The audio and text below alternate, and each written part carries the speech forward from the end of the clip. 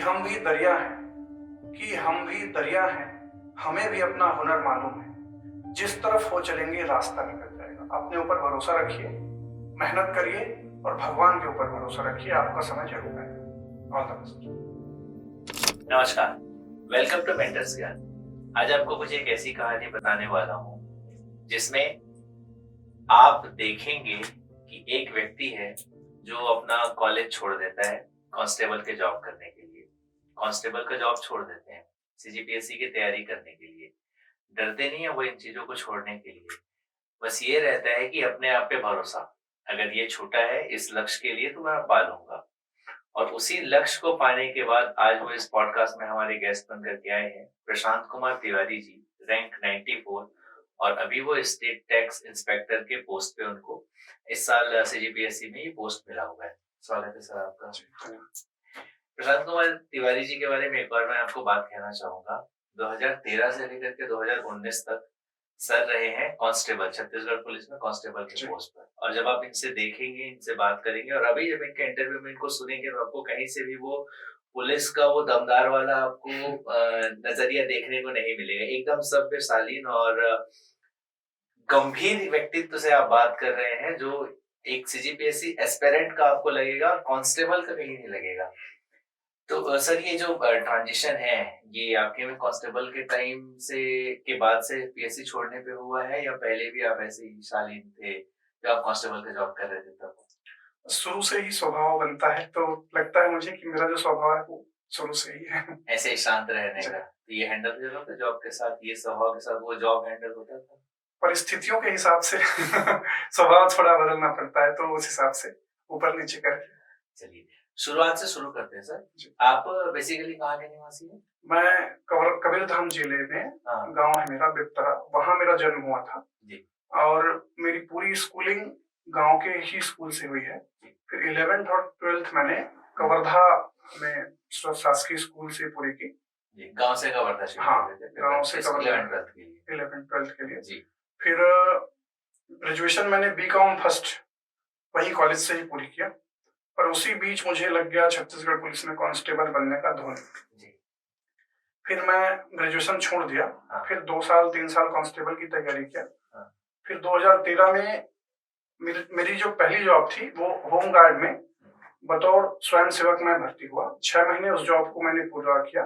फिर छत्तीसगढ़ पुलिस में मैं आरक्षक के पद पर नियुक्त हुआ।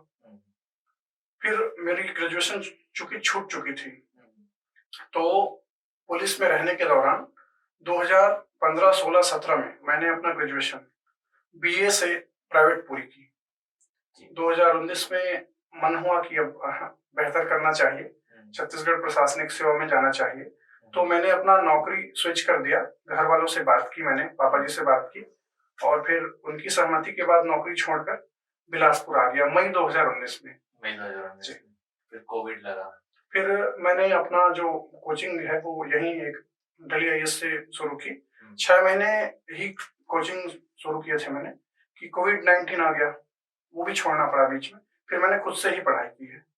उसके बाद आप खुद से घर में रह के पढ़ाई? मैं विगत 5 वर्षों से बिलासपुर में ही हूँ। अच्छा। कोविड के दौरान भी मैं कवर्धा नहीं किया था, यही रहा मैं किराए के रूम में, और यही रह के मैंने अपनी तैयारी पूरी की। ये इतना बड़ा जो डिसीजन होता है वो लेना आसान होता है क्योंकि आप फाइनेंशियली इंडिपेंडेंट हैं और अब कुछ आपकी सेविंग्स है, वो तो है ही, पर ये है ना कि आपकी सेविंग जैसे ही खत्म हो जाएगी आप फाइनेंशियली डिपेंडेंट हो जाएंगे। 2013 से आप इंडिपेंडेंट है, अपने घर पे भी कुछ पैसे दे रहे हैं या फिर आप अपना एक लाइफ जी रहे हैं खुद कमा करके। ये इतना बड़ा जो डिसीजन होता है वो लेना क्या आसान होता है या कब आसान बन जाता है जब से आपने ले लिया? देखिए, अगर आपके सपोर्ट में आपके घर वाले खड़े हैं, जैसे कि मेरे पिताजी, मेरी मम्मी जी, उनसे मैं एक ही बार पूछा कि क्या मैं नौकरी छोड़ दूं ताकि मैं बेहतर कर सकूं अपने व्यावसायिक जीवन को लेकर या अपने प्रोफेशन को लेकर, तो उन्होंने कहा कि छोड़ दो। तो उनका पूरा सपोर्ट था और पिछले 5 सालों में उन्होंने कभी भी एक बार भी ऐसा नहीं कहा कि तुमने नौकरी क्यों छोड़ी। इसीलिए पिछले 5 साल में एक बार भी मुझे रिग्रेट नहीं हुआ कि मैंने नौकरी छोड़ी। सीजीपीएससी का धुन कब से आया? एक तो कॉलेज का तब कांस्टेबल का धुन था, सीजीपीएससी में आना है या एक ही मतलब जी बहुत तरीके हो सकते थे आपके उस जॉब प्रोफाइल को छोड़कर कोई और ज्वाइन करने का, जी। सीजीपीएससी ही करना है, ये कैसे आया था दिमाग में? 2017 में मैंने अपना ग्रेजुएशन पूरी किया। फिर मैं कांस्टेबल ही था। उस दौरान मैं जो पुलिस के बड़े अधिकारी हैं, उनके संपर्क में आया, तो उनको देखकर ये लगा, और फिर जानकारी जुटाया मैं कि कैसे किया जाए। तब ये लगा उनको देखकर कि ये जो लोग हैं, जो अधिकारी हैं बड़े, वो कुछ अलग मिट्टी के नहीं बने हुए हैं। जी। तो ये जब कर सकते हैं तो मैं भी कर सकता हूँ। ये सोच के मन में आया कि मैं कर सकता हूँ। फिर मैं इस बात को आगे बढ़ाया घर में अपने, फिर वो तैयार हो गए। फिर मैंने डिसीजन लिया। तो सर जैसे छत्तीसगढ़ में लोक सेवा आयोग, छत्तीसगढ़ लोक सेवा में आप राज्य सेवा परीक्षा दे रहे हैं जी इसमें दो बड़े पोस्ट पहले दूसरे पोस्ट में अगर किसी को प्रेफरेंस पे भरता है तो वो डीसी और डीएसपी होता है। जी। आपका पहला प्रेफरेंस क्या होगा, डीसी होगा या डीएसपी? डिप्टी कलेक्टर ही था मेरा पहला प्रेफरेंस। हाँ। उसके बाद चूंकि जनरल से 28 साल तक ही अलाउ है, तो मैं तो 27 में अपनी तैयारी शुरू किया था। तो अब तो मैं तो एलिजिबल नहीं था डीएसपी के लिए, और इस वर्ष डीएसपी का पद भी नहीं था। इस वर्ष नहीं था जी। तो डिप्टी कलेक्टर ही प्रेफरेंस था। डिप्टी कलेक्टर ही प्रेफरेंस था। जब आप जॉब में होते हैं तब वो तैयारी, क्योंकि कांस्टेबल बहुत हेक्टिक जॉब हो सकता है, 24 घंटे की ड्यूटी लगभग हो सकती है आपकी, ऐसे जब ऑर्डर आए तब आपको जाना पड़ेगा, ऐसा कुछ होता है। उसको आपने छोड़ करके तैयारी शुरू किया जी। तो इसमें फिर 5 साल का 19 में अगर आप जॉब छोड़े हैं तो अभी 2024 में आपका ये एग्जाम क्लियर हुआ जिसमें आपका रैंक 90 हो रहा है। इससे पहले भी और एग्जाम हुए थे, तो ये सीजीपीएससी की जर्नी आपकी कैसी रही है? 2019 में हाँ। मैंने अपना पहला प्री दिया जी। कुछ मार्क्स से रुक गए थे। हाँ जी। फिर 20 में पहली बार प्री निकला, मैंने मेंस दिलाया, मेंस क्लियर नहीं हुआ। 21 में पहली बार प्री निकला, मतलब दूसरी बार प्री निकला, पहली बार मेंस क्लियर हुआ और मैंने इंटरव्यू दिया। तो पहले इंटरव्यू में मेरा जो रैंक था वो 118 रैंक था। जिस समय की भर्ती विवादित है थोड़ी, तो उसमें मेरा 118 रैंक आया था। फिर 22 का जो प्री है वो मैं कुछ कारणों से इधर उधर व्यस्त हो गया था, तो सी सेट में मैं चूक गया था थोड़ा सा। ये वर्ष था 2000, जी जी, पर्सनल थी या नहीं, 2021 का जो रिजल्ट रुका हुआ था, हाँ। वो कुछ कारणों से सरकार और जो हाई कोर्ट और सुप्रीम कोर्ट में मामला था, जिसके कारण मैं याचिकाकर्ता भी बना था हाई कोर्ट में, माननीय हाई कोर्ट में जी। तो उस दौरान मैं पढ़ाई से थोड़ा दूर हट गया था, तो सी सेट थोड़ा रुक गया था। हालांकि पहले पेपर में तो काफी अच्छे मार्क्स थे, 118 नंबर थे उस बार भी। सी सेट ना होने के कारण 22 में मैं प्री क्लियर नहीं कर पाया। फिर 23 में प्री क्लियर हुआ, मेंस क्लियर हुआ, और इंटरव्यू में भी मेरा मार्क्स जो है वो 100 में 77 है, मतलब जो टॉप 4 है वो मेरे को मार्क्स मिले हैं इंटरव्यू। जी, ये बहुत अच्छी बात होती है। अगर स्पेसिफिक अब प्रीलिम्स की बात करते हैं तो जिस समय प्रीलिम्स नहीं निकला और 19 में आपने तैयारी की, प्रीलिम्स नहीं निकला, 20 में प्रीलिम्स निकला था। पहले और दूसरे प्रीलिम्स में अंतर क्या था? जो जीएस होता है पैटर्न और सीसेट होता है अटेम्प्ट करने के तरीकों में चेंजेस क्या थे, गलतियां क्या थी आपकी? पहली बार तो सिलेबस पूरा नहीं था, थोड़ा चूक गया जिस कारण से मैं। दूसरी बात ये रहा कि पता नहीं था कि मैक्सिमम मारना है, मैक्सिमम क्वेश्चन हल करने, क्योंकि अगर आप कम क्वेश्चन हल करते हैं तो आप वैसे ही, क्योंकि 7, 8, 5, 6 तो वैसे ही विलोपित कर देता है आयोग, तो आप वैसे ही बाहर हो जाते हैं। पहले ही बाहर। तो आपको मैक्सिमम क्वेश्चन हल करना है, मतलब जितना पॉसिबल हो सके। इसका मतलब ये, हाँ, अपना मैक्सिमम, मतलब आप जैसे 70 आपके ठीक ठाक बन गए, उसके बाद भी आपको 15 और करने पड़ेंगे, क्योंकि आयोग कुछ विलोपित करेगा, कुछ गलत आंसर लेगा, तो मैक्सिमम क्वेश्चन हल करने हैं। और सी सेट के लिए जिनको 66 चाहिए जनरल वालों को, उनके लिए उस समय दिक्कत होती थी, काफी क्लिष्ट जो सी सेट आता था, है ना। तो उसके लिए गणित और रीजनिंग में फोकस करके साल भर उसकी तैयारी करनी पड़ी अच्छे से। तो प्रशांत जी, आप तो बीए से किए हैं जी, आर्ट्स बैकग्राउंड रहा है आपका जी। 11th अगर आप बीकॉम कर रहे थे तो मेरे ख्याल से 11वीं 12वीं कॉमर्स रहा। हाँ, 11वीं 12वीं कॉमर्स था, है ना। और आपने ये भी कहा है कि आपकी तैयारी जो है 10वीं तक स्कूल जो है 12वीं तक पूरी शासकीय स्कूल में हुई है, जहाँ पे मोस्टली ऐसा रहता है कि एटलीस्ट पास हो जाओ, हाँ या गणित में तो एटलीस्ट पास हो जाओ, यहाँ तक की तैयारी रहती है कि बाकी सब तो तुम पढ़ लो। इस पूरे कंडीशन में एक ही बार 2022 में आपका सीसेट रहा है, जी। बाकी हर बार सीसेट निकला है। हम्म। अधिकांश स्टूडेंट्स का ये बैकग्राउंड रहता है कि उनको गणित नहीं बनते हैं, कम होता है। क्या मेथड होता होगा ऐसे स्टूडेंट्स के लिए जिनका सीसेट डामाडोल रहता है जी। गणित के कारण, तो उनके लिए क्या अप्रोच होना चाहिए? 19 से मैं अप्रोच किया कि जब मैं सो के उठता हूँ सुबह 5 बजे या 6 बजे, जितने भी बजे, तो पहला घंटा मेरा जो रहता है वो मैं मैथ्स को देता हूँ। मतलब शुरुआत मैथ्स से ही करनी है, मैथ्स या रीजनिंग से शुरू करिए तो वो फिर धीरे धीरे इजी हो जाता है। 1 घंटे रोज मैथ्स को दीजिए, जिनका मैथ्स रीजनिंग गड़बड़ है, पहला घंटा मैथ्स या रीजनिंग को। ये बहुत से लोगों का ऐसा भी रहता है ना कि हाँ मैथ्स और रीजनिंग तो मेरे को पढ़ना है, पर जीएस कर लूं और टाइम निकाल के पढ़ना है। ये आपका मेथड बहुत अच्छा था कि टाइम को पहले ही निकाल लो, अब जीएस एडजस्ट कर लेगा। जी। ये वर्क किया। क्योंकि गणित और रीजनिंग ऐसा है कि वो अगर आपको आता है तभी आता है। जीएस आप कभी पढ़े हैं तो वो ऑप्शन देख के ध्यान में आ जाता है। जी जी जी। और यहाँ पे आपसे वो एग्जैक्ट क्वेश्चन बनना चाहिए। वो बनना चाहिए, तो उसके लिए प्रैक्टिस चाहिए। तो पहला घंटा शुरू से ही जिनका मैथ्स रीजनिंग गड़बड़ है वो सीसेट को दें। पहला घंटा दिन का इससे सीसेट बेहतर हो जाएगा। हाँ बेहतर हुआ है, मुझे कुछ लाभ मिला है इसका। जी बिल्कुल। अगर पहले वाले जीएस की बात करें जिसमें आपका सिलेबस कंप्लीट नहीं था एंड आपने ये कहा कि मुझे इतना अटेम्प्ट करना है, ये भी समझ नहीं आता था, दूसरे वाले में आपको कैसे पता चला कि अब इतना करना है या बाकी?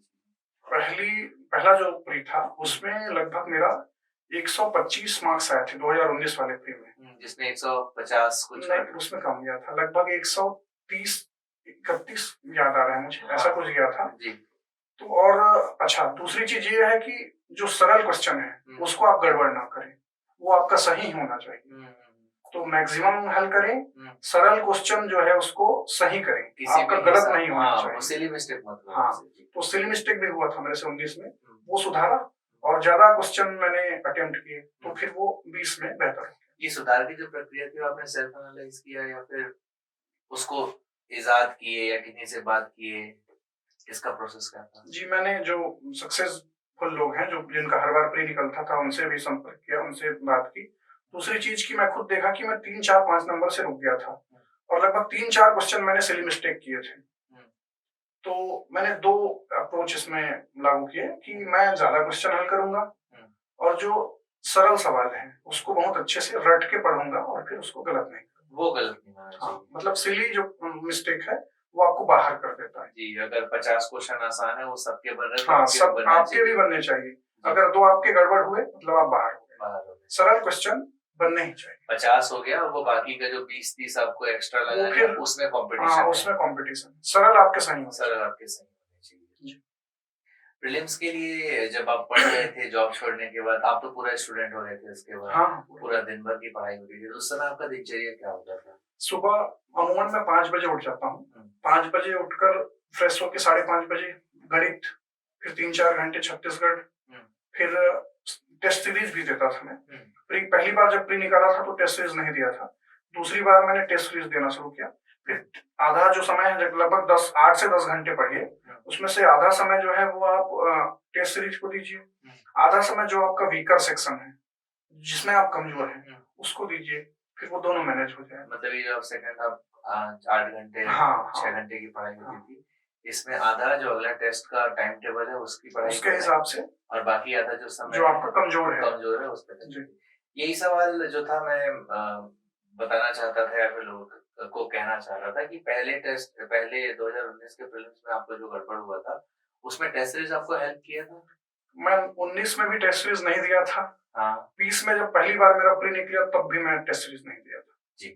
टेस्ट सीरीज पहली बार 21 में दिया हूँ, तो 20 में तो बिना टेस्ट सीरीज के ही निकल गया जी। अच्छा, मैं एक चीज और बता दूं कि 20 में जब मेरा पहली बार टेस्ट सीरीज निकला, प्रीलिम्स निकला जी, तो 7 नवंबर को मेरे को हुआ था कोविड। अच्छा, कोविड हुआ था, लगभग 8 दिन तक मैं हॉस्पिटलाइज था। फिर 19 नवंबर को मेरी दादी जी का देहांत हो गया, तो उनके कार्यक्रम के लिए मैं 19 से 5 दिसंबर तक कवर्धा में था। फिर मुझे याद है कि मैं 7 दिसंबर को बिलासपुर आया था और 9 फरवरी के आसपास एग्जाम थे पहली बार, मतलब प्री 2020 वाला। इस बार भी 9 फरवरी।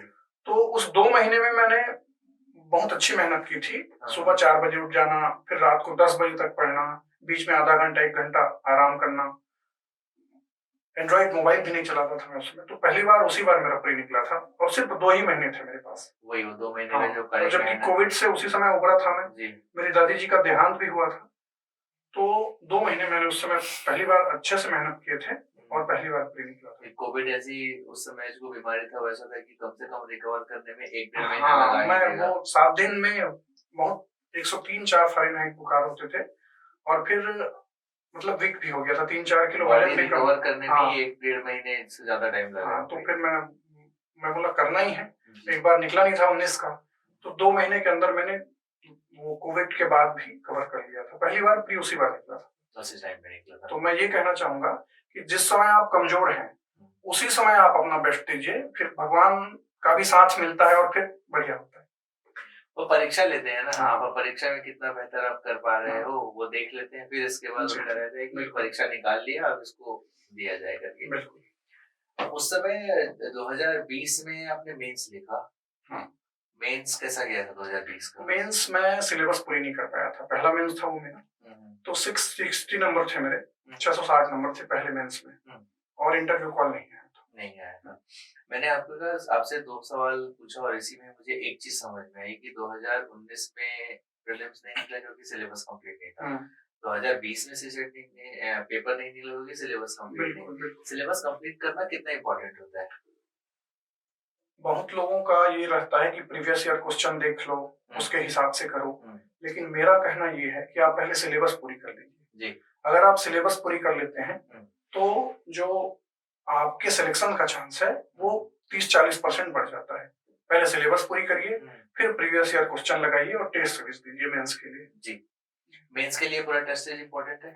बहुत महत्वपूर्ण है मेंस के लिए टेस्ट सीरीज, वो आपको काफी ऊपर लेके जाता है। सिलेबस कंप्लीट करने में कितना टाइम लगना चाहिए? सिलेबस तो बहुत लंबा है, बड़ा है, तो साल भर तो मतलब 1.5 साल लगेगा उसमें। हाँ, तो ये जो आपने आंसर दिया मेरे अगले सवाल का बेस बन रहा है। कोई एक आदमी अगर आज सीजीपीएससी की तैयारी चालू करता है, आज का डेट है 17 दिसंबर, आज सीजीपीएससी की तैयारी करता है और उसके किस तरह की उसको तैयारी करनी चाहिए कि ये आने वाला प्रीलिम्स शायद उनसे हो जाए? देखिए, अगर कोई व्यक्ति एकदम ही नया है, आज शुरू करेगा, तो जो सामान्य बुद्धि वाला व्यक्ति है, मुझे लगता है कि वो नहीं कर पाएगा। उसके लिए मुश्किल, वो नहीं कर पाएगा। पर कोई अगर ठीक ठाक कोई विलक्षण प्रतिभा का धनी है, जो एक्स्ट्रा ऑर्डिनरी है, वो पहली बार में ही बिना कुछ जाने अभी से शुरू करे तो वो कर सकता है। पर मैं उस कैटेगरी का नहीं था। एकदम एलियन आदमी हाँ ना, उसके लिए एलियन चाहिए। तो मुझे ये लगता है कि कम से कम 6 महीने का, 8 महीने का बेस हो प्री के लिए भी, 1 साल का मुझे लगता है, फिर आप इस 2 महीने में कर लेंगे। तो अगर मान लो कोई ठीक ठाक तैयारी कर रहा है, अगस्त सितंबर से चालू किए हैं, साल भर की तैयारी चाहिए। साल भर की तैयारी, साल भर। सिर्फ प्रीलिम्स की बात करें तो प्रीलिम्स के लिए 1 साल की तैयारी चाहिए। प्रीलिम्स के लिए हाँ, 1 साल की तैयारी चाहिए। अभी पेपर के लिए 55 दिन के आसपास कुछ बचे हुए हैं, है ना? किसी स्टूडेंट का हो सकता है कि एक बार तैयारी हो चुका हो, सिलेबस कंप्लीट हो चुका हो, अब अगर उसको तैयारी करना है, इस समय पे उसका अप्रोच क्या होना चाहिए? देखिए, 50% जो क्वेश्चन है वो सीजी से आते हैं, तो छत्तीसगढ़ आप पूरा करिए, 50 क्वेश्चन आपका ऐसे ही हल हो जाएगा। छत्तीसगढ़ में सेलेक्टिव नहीं पढ़ सकते, आप पूरा पढ़ना पड़ेगा। और मैं बोलूंगा कि रटिए आप, अभी से आप रटे रहेंगे तो वो आपको मेंस में हेल्प करेगा। अभी आप क्वेश्चन देख लिए, टिक लगा लिए, ऐसे में मेंस में आपका नहीं हो पाएगा, प्री तो आप निकाल लेंगे। पर मेरा ये कहना है कि अगर आप अभी रट के पढ़ेंगे, अच्छे से पढ़ेंगे, तो वो मेंस में फिर आपको कम मेहनत करनी पड़ेगी और मेंस आपके निकलने का जो है संभावना बढ़ जाएगा। इसका मतलब ये है कि कोई अगर पढ़ लिया है तो वो पहले तो 50% को कंप्लीट करे, वो कर ले। सीजीजीएस को, सीजीजीएस 50% है।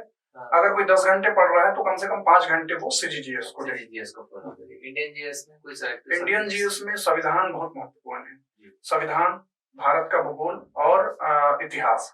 तो मैं बोलूंगा कि संविधान के क्वेश्चन नहीं छूटने चाहिए आपसे, क्योंकि इतिहास जो है वो अगर सरल पूछता है तो सबसे बन जाता है। भारत का भूगोल अगर सरल पूछता है तो सबसे बन जाता है। उसमें अगर कठिन दिए तो उसमें दिक्कत सबको होती है। तो संविधान के क्वेश्चन आपको मतलब प्री निकालने में काफी हेल्प करता है। राइट। इसका मतलब मैंने अभी जितने भी इंटरव्यू लिए उसमें एक जनरल जो मुझे हायरार्की देखी है प्रायोरिटी सब्जेक्ट्स को पढ़ने के लिए, वो यही है कि सबसे पहले इंडियन जीएस में संविधान करो, हाँ, ज्योग्राफी करो, इसके बाद जो हिस्ट्री है जिसका वास्ट सब्जेक्ट है, वो आपको हो सकता है कि ऐसा सवाल है जो किसी से ना बने या ऐसा सवाल है जो सबसे बने। बिल्कुल। तो ये प्रायोरिटी इंडियन जीएस में रखनी चाहिए। सीजीजीएस में आप सेलेक्टिव नहीं हो सकते। जी बिल्कुल, उसको पूरा पढ़ना उसको पड़ेगा, पूरा पढ़ना पड़ेगा, इंक्लूडेड पंचायती राज इंक्लूड करके छत्तीसगढ़ का इकोनॉमिक सर्वे। हाँ बिल्कुल। इकोनॉमिक सर्वे कितना इंपॉर्टेंट होता है प्रीलिम्स के लिए? देखिए 2022 में इकोनॉमिक सर्वे से प्री में जी लगभग 7 क्वेश्चन पूछे गए थे, है ना? जी। और 2023 में 1-2 क्वेश्चन ही थे या शायद थे भी नहीं, तो वो उनके माइंडसेट के ऊपर है कि वो कब क्वेश्चन देंगे कब नहीं देंगे। पर मुझे लगता है कि एक इकोनॉमिक सर्वे जो है वो आपका एकदम कंप्लीट रहना चाहिए, रटा रुटाया। प्री में जाने से पहले आप अच्छे से इकोनॉमिक सर्वे पढ़ लीजिए, आ गया तो क्योंकि वो फैक्ट है, आपसे बनेंगे नहीं, अगर नहीं पढ़े हैं तो, पढ़ लिए हैं तो फायदा ही होगा, नुकसान तो है नहीं। और फिक्स है कि हाँ 7-8 नहीं है तो 1 2 क्वेश्चन तो फिक्स है, 6 नंबर आपका डन हो सकता है वहां से। और करंट अफेयर का कितना इंपॉर्टेंस रहता है? करंट अफेयर बहुत महत्वपूर्ण है। जैसे छत्तीसगढ़ और इंडिया का जीएस हो गया तो लगभग 8 से 10 क्वेश्चन आते हैं करंट अफेयर से, छत्तीसगढ़ और इंडिया दोनों को लेकर, इंटरनेशनल 20 नंबर टारगेट हो रहा है। हाँ मतलब 10 क्वेश्चन 20 नंबर। तो करंट अफेयर के लिए डेली बेसिस में आप जो महत्वपूर्ण न्यूज़पेपर हैं उसको पढ़ सकते हैं, कुछ जो इम्पोर्टेंट न्यूज है उसको आप लिख सकते हैं। फिर आखिरी के 1 महीने में बहुत सारे मैगजीन आते हैं, उसमें से आप जो सरल वाला मैगजीन है वो करिए, वो आपको हेल्प करेगा।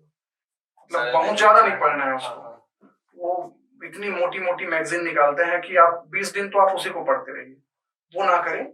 जो पतली सी मैगजीन आती है जो सार है उसको पढ़ें, फिर वो करंट अफेयर के लिए काफी अच्छा है। यानी करंट अफेयर है एक सब्जेक्ट जैसा ही, पर हमको उसको अलग से पकड़ के नहीं बैठना है, वो फ्लो में हो जाए और अच्छा हो जाए। फ्लो में हो जाए, पर जो बच गया वो आखिरी 1 महीने में जो मार्केट में, जैसे मैं अर्जुना पढ़ता हूँ तो अर्जुना पतली रहता है, अब वो जल्दी हो जाता है, तो उसको कर सकते हैं। और जो मतलब उसमें सेलेक्टेड चीज पढ़ें, आप पूरा डिटेल इंटरनेशनल वाला ना पढ़ें।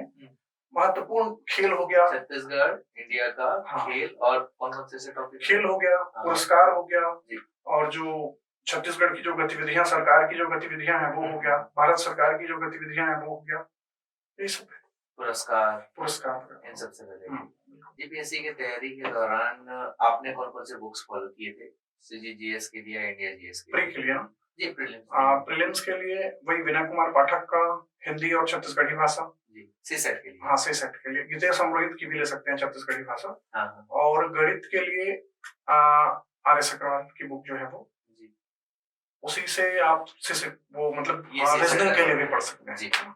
अब जो मेन पेपर उसके लिए भारत के भूगोल के लिए महेश कुमार वर्णवाल, भारत के संविधान के लिए मैं पढ़ता हूँ एम लक्ष्मीकांत, दृष्टि भी पढ़ सकते हैं, वो भी पर्याप्त है। और जो हिस्ट्री है उसके लिए मैं पढ़ता हूँ दृष्टि, क्विक रिवीजन बुक जी। और मैं व्यक्तिगत रूप से छत्तीसगढ़ के लिए हरिराम पटेल सर जी की बुक पढ़ता हूँ, हाँ वो पर्याप्त है। उसके बाद जो कुछ है जैसे आंदोलन हो गया या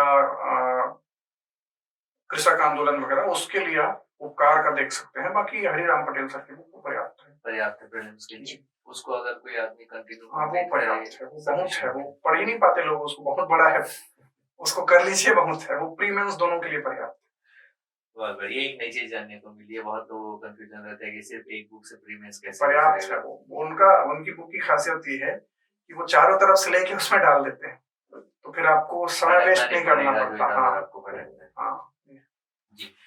एक लोगों के मन में एक डाउट रहता है कि कितना अटेम्प्ट करना है क्वेश्चन प्रीलिम्स में। अच्छा, इसका कोई समाधान होता है? इसका समाधान नहीं है, वो आपकी काबिलियत और आप कितना कर पा रहे हैं इसके ऊपर निर्भर करता है। लेकिन अगर जो प्रश्न है वो सरल प्रकृति के हैं तो आप 85 से 90 के बीच जाइए। कठिन है फिर भी आपको 80 जाना पड़ेगा। मैं तो 80 से ऊपर ही करता हूँ, इस बार भी 85 किया थे मैंने, 5 या 6 गलत थे, 146 नंबर। ये बहुत प्रिसाइज था इस बार। हाँ। तो वही है, 80 से ऊपर ही जाएं या 80 के आसपास जाएं, मुझे लगता है। इसमें किसी को पता कैसे चलेगा ये आसान है ये कठिन है? तो ये तो एग्जाम में बैठा हुआ है ना। हाँ, समझ आ जाता है, जो पढ़ा हुआ है उसको समझ आ जाता है कि प्रश्न की प्रकृति कैसी है। जैसे पिछले बार सरल था तो कट ऑफ भी हाई गया था, संविधान कब लागू हुआ, मतलब इस टाइप के सवाल थे। तो ऐसे सवाल देखे मतलब वो सरल है। क्या कोई टेस्ट सीरीज में हेल्प करता हो? बिल्कुल, प्री के लिए टेस्ट सीरीज कर सकते हैं। मैं पहली बार में नहीं किया था, दूसरी बार किया था, तीसरी बार भी मैं टेस्ट सीरीज नहीं किया था पिछले बार, अभी भी नहीं कर रहा हूँ। पर जो नए बच्चे जो हैं उनको टेस्ट सीरीज करनी चाहिए। उसका फायदा ये है कि सिलेबस पूरी हो जाता है उससे दवाओं में। जो टेस्ट का टाइम टेबल, हाँ, उसके हिसाब से फिर वो करोगे तो वो फिर सिलेबस पूरी हो जाता है। बहुत बढ़िया। ये जो प्रीलिम्स है, इसके बाद एक बहुत बड़ा फेज आता है जो मेंस है। बहुत सारे स्टूडेंट्स हैं, मेरे ख्याल से अगर आप हर साल का देखेंगे 200-250 के आसपास पोस्ट आए हैं। अगर 3,500 लोगों का मेंस होता है, 35 के लिए सिलेक्शन 3500 के आसपास। 3500 में अगर एक नॉर्मल कैलकुलेशन देखें तो 2500 वही स्टूडेंट है जो पिछले बार भी दिए थे। मुझे लगता है कि हाँ, लगभग 2000 तो वही बच्चे होंगे। 2000 वही बच्चे हैं, ये जो पुराने दिए हैं, जो पुराने दिए हैं, और ये जो 1500 है वो नया है।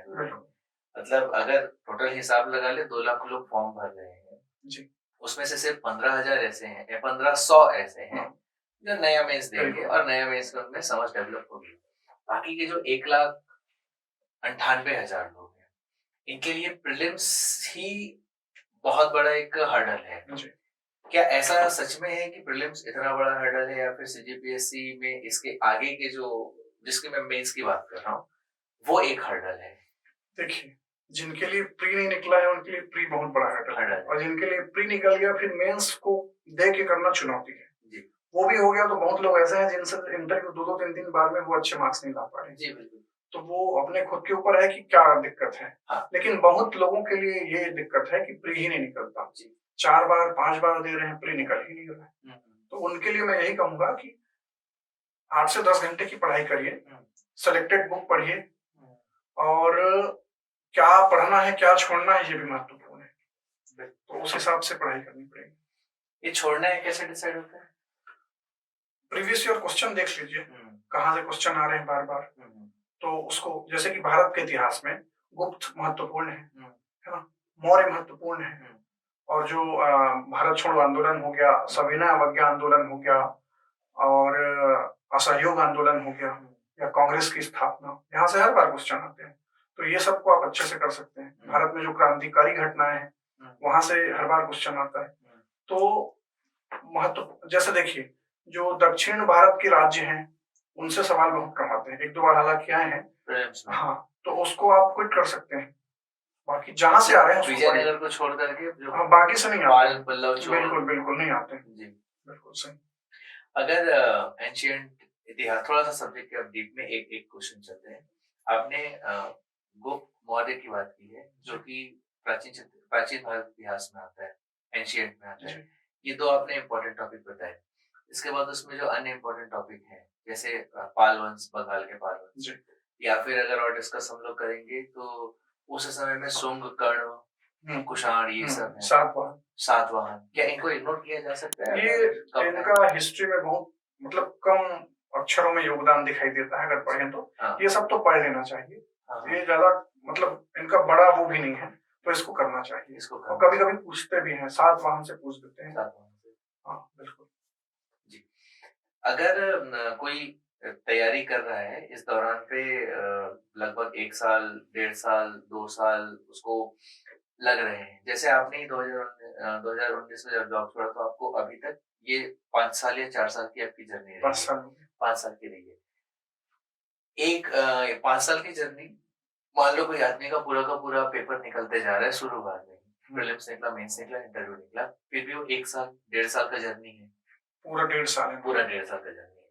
1.5 साल यानी 365 दिन से के बाद 180 दिन और 180 दिन और हो रहे हैं, है ना?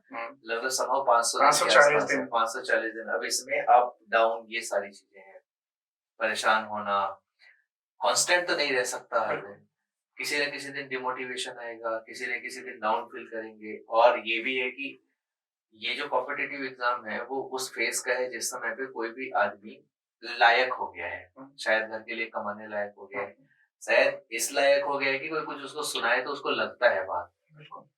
इन सबको फेस करते टाइम पे डिमोटिवेट होना स्वाभाविक बात है। कैसे अपने आप को मेंटेन रखा जा सकता है? देखिए, डीमोटिवेट तो हर कोई होता है, जी। मैं भी हुआ हूँ, और जो भी सफल हुआ है या असफल रहा है, सब डिमोटिवेट होते हैं। पर ये महत्वपूर्ण है कि आप उस दौर से उभरते कैसे हैं। आप 1 घंटे के लिए डिमोटिवेट रहिए, 2 घंटे के लिए रहिए, 1 दिन के लिए रहिए, पर आपको दूसरे दिन पढ़ना ही पड़ेगा। सबसे बड़ा मोटिवेशन ये होना चाहिए कि अगर मैं कल नहीं पढ़ा तो जो और पढ़ रहे हैं वो मुझसे आगे निकल जाएंगे। एक चीज, दूसरी चीज, आप घर वाले आप की सफलता के लिए कितना इंतजार कर रहे हैं, ये महत्वपूर्ण है। तो उनको सामने रखिए आप, और फिर अपने आप के ऊपर भरोसा रखिए, भगवान के ऊपर भरोसा रखिए।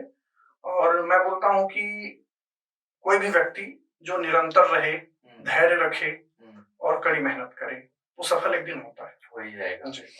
घर वालों वाले भी मेरा एक खुद का थॉट ऐसा भी है, जैसे किसी व्यक्ति को अगर कोविड ही हुआ है, मान लीजिए उस समय की बात है, जो उसकी सेवा कर रहे हैं उसको वो स्थिति नहीं पता है कि सामने वाले के शरीर में क्या हो रहा है, पर जो उनकी सेवा कर रहा है उसका सिर्फ एक ही इच्छा है, ये ठीक हो जाए, ये ठीक हो जाए। ये क्या फेस कर रहा है भले ही मुझे नहीं पता है, पर ये ठीक हो जाए। अब अंदर प्रोसेस क्या हो रहा है सामने वाले को नहीं पता, क्योंकि उनको पता ही नहीं कि कोविड कैसे काम करता है। वैसे ही यहाँ पे आप सीजीपीएससी की तैयारी कर रहे हैं, आपको पता है कि इस बार पेपर कठिन आया था, आपको पता है कि मेरा ये वाला सेक्शन छूट गया था इसीलिए मेरा पेपर नहीं निकला है, लेकिन वो जो घर में बैठे हैं उनका सिर्फ एक है कि बहुत तो पढ़ा था, बहुत तो मेहनत कर रहा है, सुबह 5 बजे उठ रहा है, घर का खाना नहीं खा रहा है, वही मेस वही सारी चीजें कर रहा है, फिर भी नहीं निकल रहा है। और जब आदमी इस प्रोसेस को जानते रहता है, जैसे कोई गाड़ी चला रहे हैं, ट्रेन चला रहे हैं, तो जो चला रहा है उसको लेट हो रहा है भले ही दिखेगा, लेकिन वो उतना पैनिक नहीं होता जितना पैसेंजर होते हैं। वेट करना मुश्किल होता है। जो गाड़ी चला रहा है उसको समस्या पता है कि इस कारण सिग्नल ब्लॉक है तो अब चलेगा, लेकिन जो पीछे पैसेंजर बैठे हैं उनको ये नहीं पता है कि क्या समस्या है, तो इसीलिए उनके लिए वेट करना मुश्किल होता है। ये सेम घर वालों के लिए होता है। जो इस पीएससी के जर्नी में है उस स्टूडेंट को पता है कि अब ये करना है, आज ये है तो ये टेस्ट देना है, सुधार कब करना है ये पता है। और जो घर में बैठे हैं उनको इस पूरे प्रोसेस में कुछ नहीं पता है, वो सिर्फ ये है कि उम्मीद बनाए हैं और वो एक दिन सफल होगा, लेकिन उससे पहले शायद उनकी तपस्या हमसे ज्यादा होती है। बिल्कुल, क्योंकि उनको पता नहीं रहता कि प्रोसेस क्या है, कहाँ गलतियां हुई। आपने जैसा कि बोला कि उनको सही में पता नहीं है, क्योंकि वो वेट कर रहे हैं बैठ के देख के। तो उनके लिए मैं कहूंगा, घर वालों के लिए, कि अपने बच्चों के ऊपर भरोसा रखिए। वो अगर सही डायरेक्शन में है तो 1 साल 2 साल 3 साल 4 साल 5 साल वो सफल जरूर होगा, अगर वो सही डायरेक्शन है उसका और वो मेहनत कर रहा है। और घर वाले भी अगर उनके लिए दुआ कर रहे हैं, घर वालों का आशीर्वाद है, इस दौरान घर वालों को परेशान नहीं करना चाहिए बच्चों को। जैसा कि मेरे घर वालों के साथ था, एक बार भी उन्होंने नहीं कहा कि कब होगा। इवन अब भी मैं जब गया था तो मेरा मेंस गड़बड़ हो गया था, क्योंकि मेंस के समय मैं लगभग 8 से 10 दिन तक हॉस्पिटलाइज था। 8 दिन मैं हॉस्पिटलाइज था। इसी मेंस के पहले की बात है। मेंस के 50 दिन पहले मम्स हुआ था मुझे, और मम्स का जो सेकेंडरी लक्षण है वो हो जाता है आर्काइटिस। तो इस दौरान मैं कवर्धा में 8 दिन एडमिट था हॉस्पिटल में।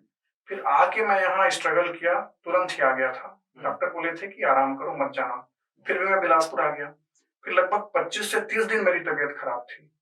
ये वो गर्मी का टाइम, मई की घटना है। उस दौरान 25-30 दिन मेरी तबीयत खराब थी, इसलिए मेंस भी कुछ गड़बड़ हुआ था मेरे से, पर इंटरव्यू बहुत अच्छा गया, तो भगवान की कृपा ही है, अच्छा रहा। तो घर वालों को अटल विश्वास होना चाहिए कि हमारा बच्चा अच्छा करेगा और वो कर लेगा, क्योंकि वो प्रोसेस में है तो रिजल्ट तो आना है। हाँ, अच्छा, मैं बता रहा था कि अभी जैसे मैं गया था रिजल्ट से पहले, तो मेरे पापा जी बोल रहे थे कि एक बार और कर लेना, नहीं होगा तो। मैं उनको बोल दिया था मैं नहीं करूंगा, मैं कुछ दूसरा करूंगा, क्योंकि 5 साल हो गए हैं। फिर भी उनका कहना था कि एक बार और कर लेना। तो उस प्रकार का जो है मतलब सपोर्ट है वो होना चाहिए, बिल्कुल। रिजल्ट के पहले ही वो आपको भरोसा दे रहे हैं कि इस बार नहीं होगा तो 1 साल और कर लेना। ये हिम्मत बहुत इंपॉर्टेंट है। अगर आपको कोई आपके परिवार के दे रहा है, अगर सपोर्ट है आपका, तो वो फिर आपको रुकने नहीं देता है। वो अंधेरे में होप खोज रहे हैं और वो हाँ, खोज लिए उस बिल्कुल, होप को। बिल्कुल। जो आप लाइट पे रह के देख पा रहे हैं उसको वो अंधेरे में हाँ, खोज वो रहे हैं। बोले 1 साल और कर लेना। मैं रिजल्ट से पहले गया था तो पापा जी से मेरी बात हुई। जी। वो बोले कि 1 साल और करना। मैं नहीं करूंगा बोल दिया था। फिर भगवान की इच्छा थी कि हो जाए, फिर जी। मैं भी और कंटिन्यू करूंगा उसको और आगे बढ़ाऊंगा। बिल्कुल, आप अगर इतना मेहनत हुआ है उस जगह पे है, वो एम है, तो वहां तो जी। जाना ही चाहिए। प्रशांत जी, अगर प्रीलिम्स हो जाता है, चीजें सब ठीक होती हैं, प्रीलिम्स के बाद जब इंसान मेंस के फेज में जाता है, मेंस में आंसर राइटिंग कितना इंपॉर्टेंट होता है? मस्ट है, आंसर राइटिंग आपको करनी ही पड़ेगी। आप बहुत अच्छे से उसको रटिए, हम्म, सवालों को अच्छे से समझिए हम्म, और घर में 1 घंटे रोज आंसर राइटिंग करिए। हम्म, उसके बाद टेस्ट सीरीज जो है मेंस का, वो अति आवश्यक है। टेस्ट सीरीज आपके अंदर का जो स्किल है उसको निखार के लाता है, आपकी राइटिंग अच्छा करता है, लिखने की कला आप में विकसित करता है। तो आंसर राइटिंग और मेंस का जो टेस्ट सीरीज है वो बहुत महत्वपूर्ण है। आफ्टर टेस्ट के में भी आप आंसर राइटिंग कर ही रहे हैं। हाँ, मैं टेस्ट सीरीज मेंस का देता था। इस बार गड़बड़ हो गया था तबीयत खराब के कारण, तो 5वें पेपर के बाद मैं टेस्ट सीरीज नहीं दे पाया। 5 पेपर दिए थे? हाँ, 5 के बाद नहीं दे पाया था। उसका जो उसका प्रभाव है वो दिखा भी है मेंस। मान लो ये तबीयत खराब नहीं होता, हाँ, कितना रैंक आ जाता है? अब वो कहना ठीक फिर नहीं भी होगा। अभी के भरोसे के हिसाब से बता दो। मतलब टॉप वन फर्स्ट रैंक नहीं, अब वो किस्मत की बात रहती है, जी। टॉप 1 फर्स्ट रैंक, पर हाँ। अंडर 50 रहता है, ऐसा लगता है। अंडर 50 रहता है, यानी क्लास 2। हाँ बिल्कुल, क्लास 2 रहता है। इतना होप था कि अंडर 50 रहता। 1 बोलना ठीक नहीं है, क्योंकि किसका आएगा कोई नहीं जानता है। उसके लिए बहुत लड़ाई होती है। लड़ाई उतनी ही है, हाँ पर जी। वो किस्मत और पता नहीं कृपा है कहीं से, वो होना चाहिए तब होता है। क्योंकि ऐसा होता है ना कि जो 100 के अंदर है या फिर 100 के अंदर को तो कंसिडर नहीं करते हैं, 50 के ऊपर जो है वो सारे के सारे 50 के 50 लोग रैंक 1 लाने के काबिल है। 150-200 तक अभी जिनका रैंक आया है, नंदनी जी 5वां रैंक, उनका मैं जिक्र करूंगा। 182 मेरे को याद है, जहां तक इतना रैंक था 2022 में जी। 5वां रैंक आया है 5वां उनका। रैंक है। तो 182 से 5वां, स्पैन इतना है कि 200 हाँ। रैंक तक जिनका आ चुका है वो रैंक 1 लाने के लिए बिल्कुल, काबिल। कोई भी, मैं बोलता हूँ जो इंटरव्यू दिया है ना, सबके में बराबर योग्यता है। परिस्थितियां ऐसी नहीं बनी, या थोड़ा सा किस्मत का भी मैं मानूंगा कि गड़बड़ हो गया, या दिन उनका नहीं था, तबीयत खराब हो गया, ये दिक्कत कि जितने लोग इंटरव्यू दिए उतने लोग 703 लोगों की आप बात कर रहे हैं। नहीं, मतलब 2.5, हाँ बिल्कुल, अगर मेहनत करे 1 साल 2 साल दे तो कोई भी ला सकता है, मुझे लगता है जी। बिल्कुल। ये कितना इम्पोर्टेंट होता है, क्योंकि आप उस फेज से गुजरे हैं, इसीलिए मैं इसको डिस्कस करना चाहूंगा। प्रीलिम्स और मेंस के बीच में ये 4 महीने में हेल्थ कितना इम्पोर्टेंट होता है? मैं खुद भुगता हूँ उस चीज को। स्वास्थ्य बहुत आवश्यक है। हाँ। मतलब 25 दिन बर्बाद हुए थे मेरे, 50 दिन बचे थे मेंस में, और 25 दिन में 7 दिन तो हॉस्पिटलाइज था, 7-8 दिन, और लगभग 30 दिन तक मैं उस स्वास्थ्य के लिए जूझ रहा था। तो स्वास्थ्य जो है वो बहुत ही आवश्यक है। स्वास्थ्य नहीं है तो फिर कुछ नहीं है, पढ़ेंगे कैसे आप? आप चलिए हॉस्पिटलाइज हो गए थे, वो एक एकदम वर्स्ट केस है सर, जो नहीं होना चाहिए किसी के भी साथ में। अगर कोई इंसान का इन जनरल तबीयत खराब है, जैसे फीवर है या फिर तबीयत खराब, पेट खराब, इन सब चीजों से में कहीं छोटी छोटी चीजें भी ये इफेक्ट नहीं करता है। 1-2 दिन का तबीयत खराब तैयारी के साथ। बिल्कुल। वो 4 दिन कैसे मैनेज करना होता है, उस 4 दिन में माइंडसेट जो मेंस का होता है, माइंडसेट कहें या हेल्थ कहें या बाकी सारी चीजें, उस समय पे क्रूशियल होता है जी। पौष्टिक आहार लें, फ्रूट्स लें उस बीच 4 दिन, क्योंकि आपको 5 घंटे ही सोना है रात को, पहली चीज। दूसरी चीज, जो आप पुराना पढ़े हैं वही वहां काम आएगा। तीसरी चीज, अगर शॉर्ट नोट्स बना लिए हैं तो उसको आप जल्दी पढ़ के वहां कवर कर लेंगे। और दिमाग को जो है वो स्थिर रखिए कि मेरे साथ जो हो रहा है 4 दिन सबके साथ हो रहा है। अगर आप बहुत दिन तक तैयारी किए हैं तो वो 4 दिन अच्छे से निकल जाता है। स्टेबल दिमाग को स्टेबल रखें, वो एक लोगों का है, इतने दिन तक का साधना होता है जो तैयारी कर रहे हैं उस समय पे मैनेज किया जाए। ये शॉर्ट नोट्स वर्ड्स है, शॉर्ट नोट एक्चुअली वर्ड है, ये क्या कैसे बनाया जाता है शॉर्ट नोट? मतलब देखिए, जैसे कोई बड़ा टॉपिक है, गुप्त काल है, तो गुप्त काल में जैसे क्वेश्चन पूछा जाता है कि गुप्त काल को भारत का, प्राचीन भारत का स्वर्ण काल क्यों कहा जाता है, तो उसका कम से कम 40 वर्ड में आपके पास पॉइंट में लिखा हुआ रहना चाहिए। इसी प्रकार है ऐसे प्रकार है।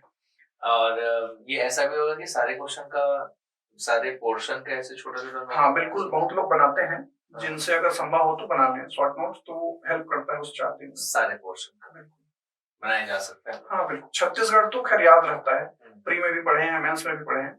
जो आप क्लिक लिस्ट है उसका बना लें। जैसे देखिए, पहले दिन लैंग्वेज का पेपर होता है और निबंध का, तो निबंध का बना लिए रहे। दूसरे दिन होता है पेपर 3 और पेपर 4 का, तो पेपर 4 का शॉर्ट नोट्स बना लें। और तीसरे दिन होता है 5-6 का, तो 6 का शॉर्ट नोट्स बना लें, क्योंकि यानी जो सेकंड, हाँ सेकंड वाला जो पेपर है हाँ, उसका शॉर्ट नोट्स तैयार करें। वो 2 घंटे में आप, हाँ वो जल्दी से हो जाएगा। जी। 2020 का मेंस था, 2021 का मेंस था और 2023 का मेंस था जी। ये तीनों में सबसे बेस्ट कौन सा था और अंतर क्या था? 2021 का मेंस मेरा सबसे अच्छा गया था जी। उस समय बहुत उम्मीद थी, पर जो विवादित पीएससी है उस मेरे को लगता है कि बहुत ही अच्छा गया था मेरा जो मेंस है वो 2021 में, पर किसी कारणों से रैंक पीछे रह गया था मैं उसमें। 118 सवाल में कुछ चेंजेस हुए थे 2021 पीएससी और अभी 2023 पीएससी में? 21 पीएससी में जो सवाल थे वो स्ट्रेट फॉरवर्ड थे, मतलब सिलेबस से थे, लगभग 1-2 क्वेश्चन बाहर से थे। पर जो 23 वाला पीएससी है उसमें से बहुत सारे क्वेश्चन सिलेबस से बाहर से आए थे, विश्लेषणात्मक प्रकृति के थे। दर्शन में तो जो सिलेबस में थे ही नहीं उससे सवाल पूछे गए थे। दर्शन हो गए, समाजशास्त्र में भी जो सिलेबस में नहीं है उससे बाहर सवाल पूछे गए। तो पेपर देख के ही लग गया था कि इस बार कट ऑफ कम जाएगा, सिलेबस से बाहर के क्वेश्चन थे इस बार। एक जो नॉर्मल एस्पिरेंट होता है उसको इस तरह के ब्लेंडर्स के लिए, अगर सिलेबस के बाहर आ रहा है आप कह रहे हैं, या फिर किसी भी साल ऐसा हो सकता है कि आप कोई और तैयारी किए हैं और किसी अलग तरह का सवाल आ गया, इसके लिए कैसे तैयार रहना चाहिए? सिलेबस आपका पूरा हो, ठीक है। सिलेबस से जो बाहर के सवाल हैं वो किसी से नहीं बनेंगे या कुछ से बनेंगे, तो वो इक्वल हो जाता है। सिलेबस अच्छे से आपका पूरा रहे। जो आपने सबसे पहले कहा था कि जो आसान सवाल है वो गलत मत, हाँ बिल्कुल, जो आप पढ़े हो वो आया वो गलत, वो गलत नहीं होने चाहिए। बाकी नई चीजों में आप नवाचार करें वो अलग चीज आप है। बना सकते हैं। जब मेंस निकला तो उस समय क्या था दिमाग में कि इस बार ये रैंक हो जाएगा? इस बार 21 के मुकाबले मेरा मेंस गड़बड़ गया था, मुझे ध्यान था क्योंकि तबीयत खराब थी मेरी, मैं अच्छा कर नहीं पाया था जी। तो मैं सही बोलूं तो इस बार उम्मीद नहीं थी मुझे बहुत ज्यादा। तो ये जो आया है रैंक वो मैं इतना ही इस बार डिजर्व करता था ऐसा लगता है मुझे, पर क्योंकि दे नहीं पाया था मैं अपना 100% मेंस के समय। भगवान की कृपा रही और कि इंटरव्यू में 77 मार्क्स मिले मुझे, तो इस बार मेरे सिलेक्शन में इंटरव्यू का बड़ा योगदान है। इंटरव्यू की तैयारी कुछ हुई थी, कितना कैसा था इंटरव्यू की तैयारी? लगभग 2 महीने का टाइम था इस बार, 1.5 महीने का। पढ़ा था, खूब पढ़ा था, इंटरनेशनल अच्छे से पढ़ा था, छत्तीसगढ़ का इतिहास, छत्तीसगढ़ की संस्कृति, कला, जनजाति और भारत का इतिहास, भारत का संविधान, मैं अच्छे से पढ़ा था। इस बार एक बार मैं पूरी कर लिया था 1.5 महीने में। ठीक है। तो जो इंटरव्यू जब बोर्ड में गए थे, पैनल में गए थे, सवाल कैसे थे? इंटरव्यू अच्छा गया ये पता था? बहुत अच्छा गया था इंटरव्यू, तभी 77 मार्क्स। डिटेल बताइए ना थोड़ा सा कि क्या था सिनेरियो, कैसा था? देखिए, मैं वो ये होता है कि पहले हमारा जो दस्तावेज है वो उनके पास जाता है जी। तो मेरे साथ ये इंसिडेंस हुआ कि मेरा जो दस्तावेज है वहां नहीं गया था, मैं वो बेल बजाया और मैं अंदर चला गया, अभिवादन किया मैं उनका, फिर वो बोले आपका जो कागज है वो आया नहीं है, तो मैं बाहर चला गया। फिर 2 मिनट बाद मेरा जो दस्तावेज है या जो मेरा जो फॉर्म है उनके पास गया, फिर मैं दोबारा गया। फिर मतलब अच्छा था इंटरव्यू, इंटरनेशनल रिलेशन के बारे में सवाल पूछे गए। यहाँ जो उत्तर छत्तीसगढ़ में हाथी की समस्या है, मैं चूंकि कबीरधाम जिले से हूँ तो वहाँ जो कानून व्यवस्था की समस्या उत्पन्न हुई थी उस विषय में सवाल पूछे गए। हाँ, उसके बारे में, और ईरान इजराइल युद्ध और बांग्लादेश का जो मामला है, आपातकाल क्या है और सबसे विवादित आपातकाल कौन सा था, ये सब सवाल में पूछे गए थे। अच्छा, आपातकाल तो वो जो आपका संविधान आप पढ़ के गए थे उसमें सूची उपयोग हुआ होगा। बिल्कुल, ये सब अच्छा रहा। हॉबी क्या थी? हॉबी रनिंग है मेरी। रनिंग है जी। तो आप हॉबी से इस बार सवाल नहीं डेफ से कुछ कम सवाल थे। इस बार नहीं पूछा था, कुछ भी नहीं था डेफ से। डेफ का एक ही था कि कबीरधाम है, तो कबीरधाम से बिल्कुल। जो दगा हुआ था और राजनीति विज्ञान से कुछ सवाल पूछे गए थे, क्योंकि मेरा ग्रेजुएशन राजनीति विज्ञान से हुआ है। बीए में राजनीति विज्ञान, मतलब ऑल्सो जो है वो पढ़ाई से रिलेटेड कुछ चीजें रही हैं। मिड मार्च में जब रिजल्ट आया, 22 मार्च के आसपास रिजल्ट आया था, मिड भी नहीं है, लास्ट में 22 मार्च को रिजल्ट आया था और 24 जून को पेपर, 3 महीने थे, 3 महीने लगभग थे। इसमें से 1 महीना आपका एडमिट हुए थे हॉस्पिटल। हाँ, मतलब गड़बड़ हुआ था, पढ़ा था उस बीच भी मैं, मतलब मैं पढ़ तो रहा था, पर मैं अपना 50% भी नहीं दे पा रहा था। लोगों के कंपटीशन के हिसाब से 50% ना होना भी ना के बराबर है, तो उस टाइम पे आप पढ़े ही नहीं थे। उसके बाद इस बार का पेपर का पैटर्न जो कि चेंज होना है जी, और इसमें सबसे जो कह सके गरीबी माटा के लिए, इसकी बात अगर आपके स्पेसिफिक के लिए मैं कहूँ तो वो है पेपर 4, हाँ, साइंस का पेपर, जो लोगों के रिव्यू से पता चला है कि बहुत पटांग पेपर था, ये ऐसी चीजें थी। साइंस बैकग्राउंड के ना होते हुए भी उस पेपर को मैनेज करके रैंक 94 लाना, तो उस दौरान माइंडसेट क्या होता है मेंस में जब ऐसे क्वेश्चन आ जाते हैं? तो गणित में काफी मेहनत किया था। मुझे लगता है कि गणित को फोकस करना चाहिए, जो नॉन साइंस और मैथ्स बैकग्राउंड से है उनके लिए। सिलेबस, फिर मैं वही कहूंगा कि साइंस का जो सिलेबस है उसको एटलीस्ट पूरा करें। साइंस में भी सिलेबस से बाहर से क्वेश्चन थे इस बार, लगभग मान लीजिए 75 में 20 नंबर के क्वेश्चन बाहर से थे, तो साइंस तो गया है गया। अप्लाइड साइंस में भी कंप्यूटर बहुत डीप पूछा था, तो साइंस तो इस बार वाहियात था। साइंस वाहियात था। ये पेपर देख के ही फील हुआ? हाँ, तुरंत वो तो देखते ही लगा कि साला ये भी नहीं बन रहा है, ये भी नहीं बन रहा है, इस टाइप का। तो फिर बाद में लगा कि 90 के आसपास आ जाएगा, तो फिर उसी के आसपास आया। चलो बनाते हैं और ये नंबर आ जाएगा। बिल्कुल। तो जब वो कठिन था तो देख के ये समझ आ जाता है कि सबके लिए है, इस चीज को आपको मानना पड़ेगा। मेरे लिए कठिन है, सबके लिए कठिन है वो। हाँ, पर ये है कि जो नॉन साइंस या मैथ्स वाले हैं उनके लिए ज्यादा दिक्कत है। उनके लिए ज्यादा दिक्कत है। ये 90 आया था, तो मैनेज कहाँ पे हुआ? कौन सा पेपर था जो संभाल लिया पूरा? अभी उसका जो वो है ना, आरटी वाला आया नहीं है। अपने मार्क्स के हिसाब से 20 गणित ठीक था। गणित उसमें पूरे मैं 7 पेपर की बात कर रहा हूँ, इसमें 90 आ गए, जो 100 से कम है ना, फिर भी एक एवरेज में अच्छा नंबर है 90। ऐसा कोई था ना जो इस पूरे पहला पेपर सबसे अच्छा था, 117 मार्क्स है उसमें। हाँ, ये बहुत अच्छा नंबर है। दूसरा में 114 है जी, जो कि टॉपर्स जो है उनके 130-35 गए हैं, उसमें मेरा कम हो गया। एवरेज टॉपर वाले एवरेज से, हाँ, टॉपर से कम है, लेकिन औसत ठीक था, वो सिलेक्शन से बाहर नहीं किया आपको। हाँ जी। तीसरे में भी 91 है, तो वो भी अच्छा नंबर है, अच्छा नंबर है, क्योंकि 82 है टॉपर्स के, 82 83। चौथा मेरा 85 हो गया, वो 100 110 के आसपास गया है जो टॉपर्स है, उसी में मैं पीछे हो गया। 2 में पीछे हो गया और 4 में पीछे हो गया। 5 के बाद चूंकि तबियत खराब थी तो वो गड़बड़ गया था मेरा, तो उसमें कम मार्क्स है, 75 ही है। सिलेबस से बाहर भी क्वेश्चन थे। और 6 में 91 है, 7 में 75 है।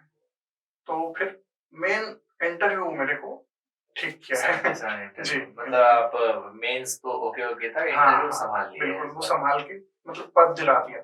बहुत बढ़िया। इसमें जब पेपर मेंस आप दे रहे हैं और मेंस देने के दौरान में आपने शाम तक एक पहला पेपर सुबह और निबंध लिखा, शाम तक हुआ। अगले दिन की पढ़ाई के लिए ये जो ड्यूरेशन होता है, शाम को आप वापिस आ रहे हैं, अगले दिन के लिए आपको तैयार करना है, जिसमें एक पेपर में 3 सब्जेक्ट होते हैं, अगले पेपर में 6 सब्जेक्ट होते हैं। पेपर 3 और पेपर 4 की बात करें पहले दिन में, उस समय पे टाइम को कैसे मैनेज किया जाता है? इतना सारा कुछ पढ़ना है 6 सब्जेक्ट का। आते तक 6 बज जाता है।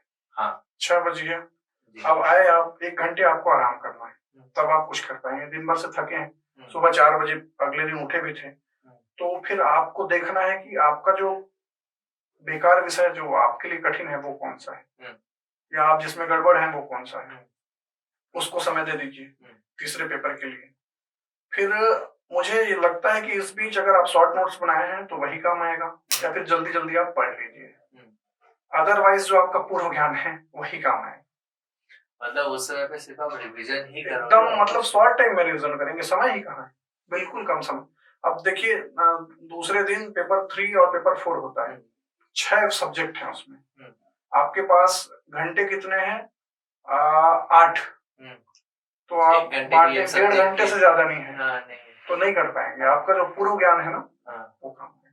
मतलब तैयारी पहले से हो जानी चाहिए बिल्कुल। उस समय के लिए। उस समय बस आप ब्रशअप कर लें, हम्म। शॉर्ट नोट्स बनाए हैं तो उसको एक बार देख लें, वही काम है। ये जो ऐसे ही शॉर्ट टाइम है, इसके लिए मेरे को इस बार का प्रीलिम्स दिमाग में आ रहा है। कोई स्टूडेंट अगर अभी के डेट में है, ठीक ठाक पढ़ लिया है, अब तो रिवीजन का फेज आ गया होगा, जी, कैसे करेगा इस टाइम पे रिवीजन कोई स्टूडेंट प्रीलिम्स के लिए? अभी 54 डेज बचे हैं, 53 डेज। जी। तो अभी रिवीजन ना करके पढ़े वो डिटेल में, अभी उसको मतलब अच्छे अभी से भी वो अभी revision याद करके ही पढ़ना जी। चाहिए उसको। 55-54 दिन बहुत होते हैं, हाँ। अगर वो साल भर पढ़ा है तो। साल भर पढ़ा है हाँ, तक। साल भर पढ़ा है तो 54 डेज बहुत है। बहुत है का मतलब ये नहीं है कि वो पढ़े ही ना, 10 घंटे रोज पढ़े तब बहुत है। फिर वो छत्तीसगढ़ को अच्छे से कर ले, भारत के संविधान, भारत के भूगोल और भारत के इतिहास को, और करंट अफेयर, पंचायती राज, विज्ञान, पर्यावरण भी थोड़ा देख ले, फिर ठीक है, हो जाएगा। हाँ बिल्कुल। इसमें अगर कहीं पे क्वेश्चन में फंसते हैं, जी, इतनी पढ़ाई के बाद भी आपको वो रिस्क लेना है, कहीं भी आप क्वेश्चन में फंस रहे हैं, तो क्या उनको टिक मार देना चाहिए? कब उस क्वेश्चन पे क्या अप्रोच होना चाहिए? देखिए, बिल्कुल ही नहीं जान रहे किसी क्वेश्चन को तो छोड़ दीजिए। अगर आपके दिमाग में किसी क्वेश्चन को लेकर कोई सेंस आ रहा है, आपको लग रहा है कि मैंने इसको कभी पढ़ा है, कभी देखा है, कभी सुना है, तो उसको मार दीजिए। एक चीज। दूसरी चीज, जब हम प्रश्न हल करने जाते हैं तो पहले प्रश्न ही पढ़ें, ऑप्शन ना देखें। मेरा ऐसा अप्रोच रहता है। प्रश्न पढ़ते ही दिमाग में आंसर आना चाहिए, अगर आप अच्छे से पढ़े हैं तो। और प्रश्न पढ़ के अगर आपके दिमाग में आंसर नहीं आ रहा है, आसपास तो आप जाएं कम से कम। नहीं आ रहा है, बिल्कुल नहीं आ रहा है, तो फिर ऑप्शन देखें, तब कहीं ख्याल आ जाए। फिर भी नहीं आ रहा है तो आप उसको छोड़ दीजिए। अगर आपको लग रहा है कि आप उस क्वेश्चन को कभी देखे हैं, कभी पढ़े हैं, कभी सुने हैं, तब आप उसकी ओर जाएं। और ऐसा करके अपने अटेम्प्ट हाँ बिल्कुल बढ़ा सकते हैं। इन जनरल अगर लाइफ जर्नी की बात करें तो कभी ऐसा था कि बचपन से कभी सोचे थे ये ऑफिसर बनना या इस जगह पे पहुंचना, ऐसा कुछ? नहीं, कभी नहीं सोचा था। वो 2018 के बाद ही सोचा हूँ, और ये 24 है, लगभग 6 साल में हो गया। जो ऐसा सिचुएशन जब आता है कि अब इस एग्जाम की तैयारी करनी है, इस एग्जाम के लिए जाना है, इसमें आप एकदम नए होते हैं जर्नी में, कोई भी चीजें आपको नहीं पता होती है, आपको कोई सिखाता है या कोई बताता है, ऐसे कोई रहे हैं? वो दोस्त या टीचर कोई भी हो सकते हैं। सर थे मेरे, अभी भी है, वो राजनांदगांव में उनका इंस्टीट्यूट है, कुमार सर जी। वो बेमेतरा में प्री पढ़ाते थे मुझे, उनका रहा। फिर यहाँ मेंस की क्लास में सीधे किया DIA में, तो वहां तो आधा ही कर पाया था, पर फिर भी योगदान है उनका। और मेरे जो दोस्त हैं जिनका सिलेक्शन हुआ था या नहीं हुआ था, उनसे भी मैं बहुत कुछ सीखा जी, उनका भी योगदान है। और मेरे साथ अभी मेरे रूममेट हैं जिनका सिलेक्शन नहीं हो पाया है, राहुल गुप्ता जी, उन्होंने बहुत मेहनत की थी इस बार, और वो डिजर्व भी करते हैं पद। पर बदकिस्मत कहा जाए या और कुछ कहा जाए, या भगवान ने उनके लिए डायरेक्ट अगली बार कुछ अच्छा सोच के रखा है। इंटरव्यू दिए थे इस बार इंटरव्यू दिया था मेंस में मार्क्स। हाँ, थोड़े मतलब थोड़े पीछे रह गए वो सिलेक्शन से, पर वो उन्होंने बहुत मेहनत किया था। तो वो और मैं चर्चा करके पढ़ते थे, तो प्री में भी हम दोनों जो चर्चा करते थे वो मेरे को बताए थे, वो 2-3 क्वेश्चन आए थे। मेंस में भी अंत समय में जो चर्चा करके हम गए थे, वो भी क्वेश्चन आए थे। ये जो चर्चा होता है, ये इसके लिए ग्रुप या फिर कब? 2 या 2 से अधिक? 2 ही लोग हम लोग रहते हैं। आप लोग तो आपस में 2 से ज्यादा दिक्कत करता है, मुझे लगता है। अच्छा। हाँ, वो 2 कहीं पूरे डेडिकेशन के साथ पढ़ रहे हैं तो चर्चा करके पढ़ सकते हैं। ये चर्चा के क्वेश्चन जो वहाँ आया था कह रहे हैं? हाँ बिल्कुल, हम लोग चर्चा किए थे और वो आया था। चर्चा नहीं होता तो मैं बनाता भी नहीं उसको। कई ऐसी चीजें हैं जो बिना पढ़ाई की, आधा ये पढ़ा आधा ये पढ़ा। हाँ बिल्कुल। या इसको कहीं से दिख गया तो इसको बताया, तो बिना पढ़े स्ट्राइक हो जाता है। बिल्कुल। ऐसे क्वेश्चंस के गलत होने के चांसेस भी बहुत कम होते हैं। हाँ, क्योंकि वो याद रहता है ना। बिल्कुल। ये जो गलती की है उससे याद रहता है, या फिर नहीं बना था करके हाँ, याद बिल्कुल, रहता है। बिल्कुल। और या किसी से चर्चा हुई है तो दिमाग में रहता है लंबे समय तक। पढ़ने से ज्यादा याद रहता है। हाँ, मतलब उनकी जो संख्या है वो कम होनी चाहिए, पढ़ने वाले प्रश्न की संख्या ज्यादा होनी चाहिए, पर वो रहता है। पर ये गलत नहीं होता। हाँ, इसकी बिल्कुल। पूरा कोविड, चाहे कोविड कहें या बाकी सारी चीजें, जब पीएससी की तैयारी थी तो पूरा घर छोड़ दिए थे? जी, पूरा 5 साल से। 5 साल से यही पिछले 5 साल से बिलासपुर में यही रह के जी, तैयारी कर रहे हैं। कोविड के दौरान भी। कितना इम्पोर्टेंट होता है जो एटमॉस्फेयर है, एटमॉस्फेयर को अडेप्ट कर लेना या फिर एटमॉस्फेयर के अकॉर्डिंग जीना, और फिर इसके बाद उस एटमॉस्फेयर में जब आप जी रहे हैं, रह रहे हैं, और अब आप प्रीलिम्स की पेपर को दे रहे हैं या मेंस के पेपर को दे रहे हैं, उस समय पे आसपास के एटमॉस्फेयर का, या सीधे सीधे कहें तो लाइब्रेरी एटमॉस्फेयर का, ये कितना इम्पोर्टेंट होता है? देखिए, अनुकूलन जो है वो परम आवश्यक है। इतिहास गवाह है, जो समाज, जो देश या जो व्यक्ति है वो अनुकूलन करना जानता है, वही आगे लड़ाई में जिंदा रहता है। तो अनुकूलन तो सभी चीज के लिए आवश्यक है। परिस्थितियां आपके अनुकूल नहीं रहेगी, आपको परिस्थितियों को अपने अनुकूल बनाना। जैसे डायनासोर और आदमी में हाँ, आदमी बिल्कुल, वो इसीलिए अनुकूलन, जिंदा है। हाँ, वो क्योंकि दिमाग था उसके पास, वो तरकीब निकाल लिया कि बचना कैसे है। जो भी चेंजेस ज्यादा बारिश हुई होगी, हाँ, इसको समझ में आ गया था कि भाग के छाता डाल लिया। बिल्कुल, तो वो अनुकूलन आवश्यक है। तो वो चीजें जैसी भी रहेंगी उसमें आप अपने आप को ढालना आवश्यक ढाल दीजिएगा। बाकी ऐसा कुछ होता है कि जब आप तैयारी करने आए थे, शुरू से ऐसा ही लेवल था? नहीं, है? इसको मैं सीधा ऐसे अगर क्वेश्चन में फ्रेम करना चाहूँ कि कभी टेस्ट सीरीज में 75 नंबर का कोई टेस्ट सीरीज सेक्शन वाइज हो रहा है मेंस का, 20-25 नंबर के आसपास कभी आए? देखिए, पहला टेस्ट मैं दिल्ली आईएएस में दिया था, पेपर 7 का, तो 75 नंबर का टेस्ट था वो। उसमें मैं तब भी मैं पढ़ा था, शुरू दिन से ही ललक थी कि पढ़ना है, नौकरी छोड़ के आया था। तो 35 के आसपास आए थे 75 में। मैं क्वेश्चन मतलब लिख नहीं पाया था पूरा। वो अगर लिख पाता समय रहता तो और अच्छा आता। तो अगर आप कहीं से भी आए हो, किसी भी पृष्ठभूमि से हो, अगर आपके में ललक है, आप अपना 100% दे रहे हैं, तो आप आज नहीं तो 2 साल बाद, 3 साल बाद कर ही लेंगे।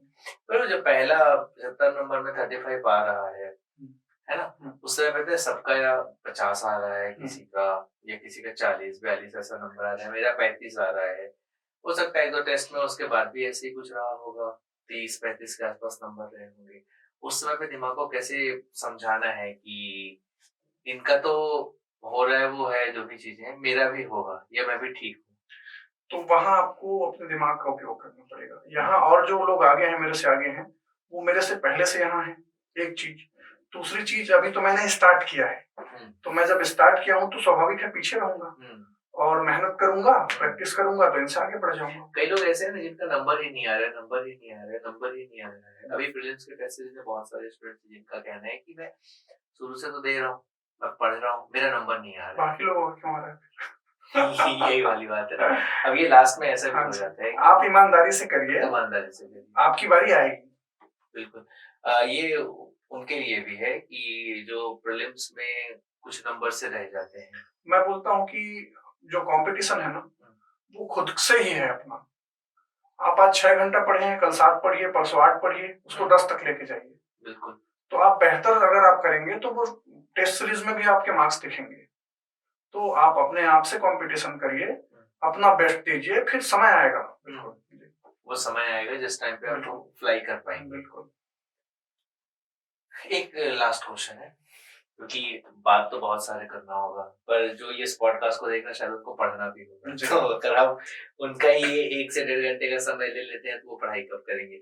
स्टिल मेरे हिसाब से ये है कि स्ट्रॉन्ग मोटिवेशन आपका कुछ रहा होगा ताकि आप इतने ताकत से एक एक जर्नी को एंड करके अगली जर्नी शुरुआत कर पाते हैं, है ना?